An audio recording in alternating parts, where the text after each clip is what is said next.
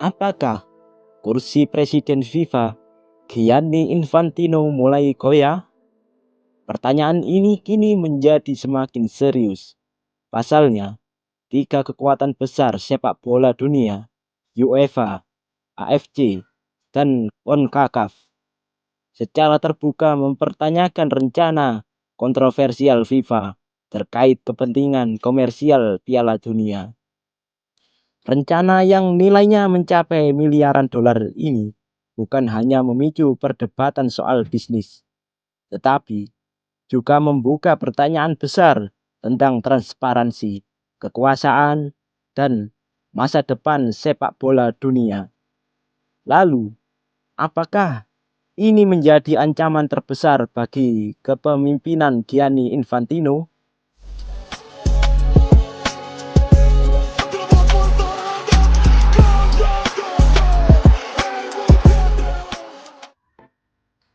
Apa yang sebenarnya terjadi? Untuk memahami konflik ini, kita harus kembali ke sumber persoalannya. FIFA sedang mendorong sebuah strategi bisnis baru yang berkaitan dengan hak komersial kompetisi mereka. Salah satu proposal yang paling kontroversial adalah rencana mendapatkan investasi sekitar 4,2 miliar dolar Amerika Serikat. Sebagai bagian dari skema tersebut, sekitar 20% kepentingan komersial tertentu akan ditawarkan kepada investor swasta. Bagi FIFA, langkah ini bisa menjadi cara untuk mendapatkan modal besar dan mengembangkan bisnis sepak bola global. Namun, bagi sejumlah konfederasi, persoalannya jauh lebih besar daripada sekedar angka. Mereka mempertanyakan bagaimana keputusan tersebut dibuat, siapa yang dilibatkan, seberapa transparan prosesnya, dan yang paling penting, apakah aset komersial Piala Dunia seharusnya dibuka kepada investor swasta. Dan disinilah masalah mulai menjadi serius. UEFA menjadi salah satu pihak yang paling keras mempertanyakan proposal tersebut. Bagi UEFA, Piala Dunia bukan sekedar sebuah produk komersial. Turnamen ini merupakan aset terbesar dalam sepak bola dunia. Karena itu, keputusan yang menyangkut masa depan hak komersial Piala Dunia dianggap tidak boleh dilakukan secara tergesa-gesa. Yang dipermasalahkan bukan hanya nilai investasinya, tetapi juga proses pengambilan keputusan. UEFA mempertanyakan apakah konfederasi dan asosiasi anggota FIFA sudah mendapatkan informasi dan kesempatan konsultasi yang cukup. Jika benar, prosesnya kurang transparan, maka persoalannya berubah. Ini bukan lagi sekedar persoalan bisnis. Ini menjadi persoalan tata kelola FIFA. Namun, yang membuat situasi semakin panas adalah munculnya dua konfederasi lainnya, AFC dan CONCACAF, juga menyuarakan kekhawatiran mereka ketika UEFA, AFC, dan CONCACAF memiliki pandangan yang sama terhadap proposal FIFA. Tekanan terhadap Infantino otomatis menjadi jauh lebih besar. Mengapa?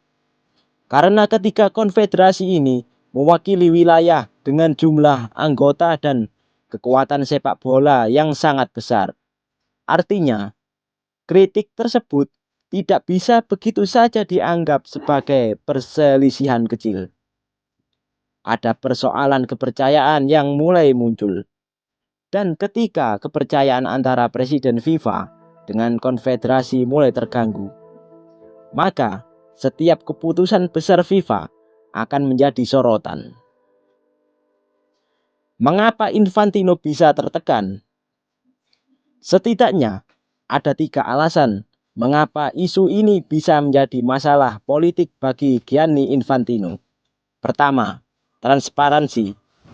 Keputusan mengenai aset komersial Piala Dunia memiliki nilai yang sangat besar. Karena itu, prosesnya harus dapat dipertanggungjawabkan kepada anggota FIFA. Kedua, kepercayaan. Presiden FIFA membutuhkan dukungan dari berbagai konfederasi dan asosiasi anggota. Jika semakin banyak pihak merasa tidak dilibatkan, maka uang bagi oposisi politik akan semakin besar.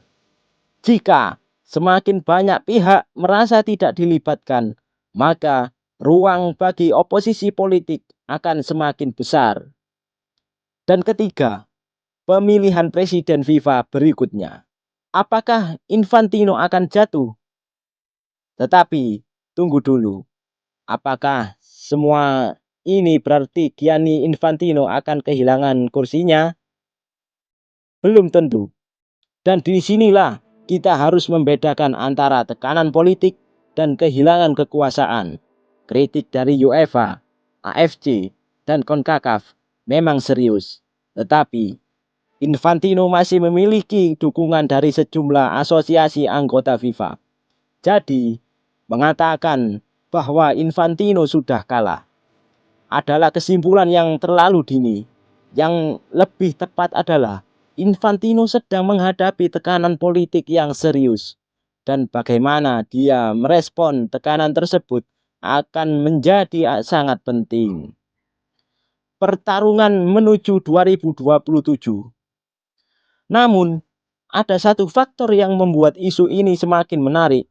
Tahun 2027, pemilihan presiden FIFA berikutnya akan menjadi panggung penting bagi masa depan organisasi sepak bola dunia.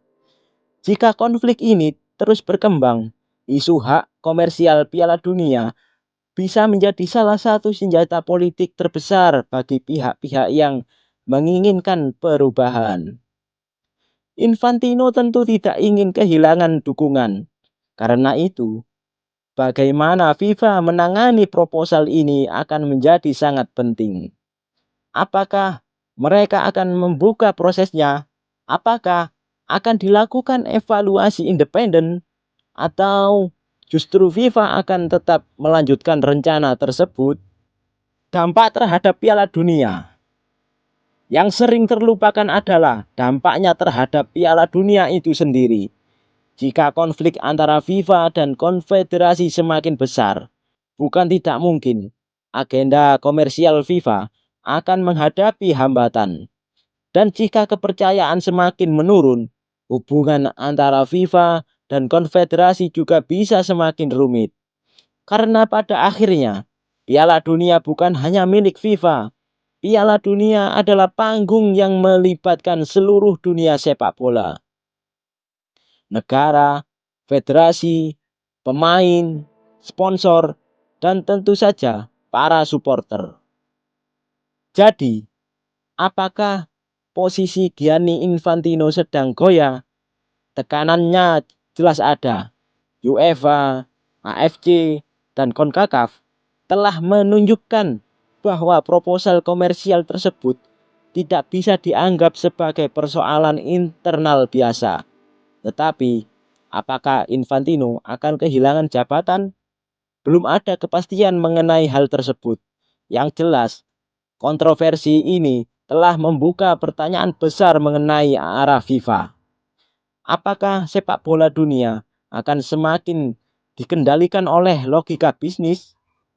Atau keputusan mengenai masa depan Piala Dunia harus tetap berada sepenuhnya di tangan organisasi sepak bola?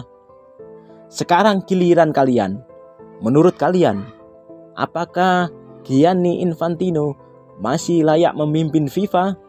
Atau kontroversi ini menjadi tanda bahwa sudah waktunya terjadi perubahan di tubuh sepak bola dunia? Tulis pendapat kalian di kolom komentar. Salam olahraga.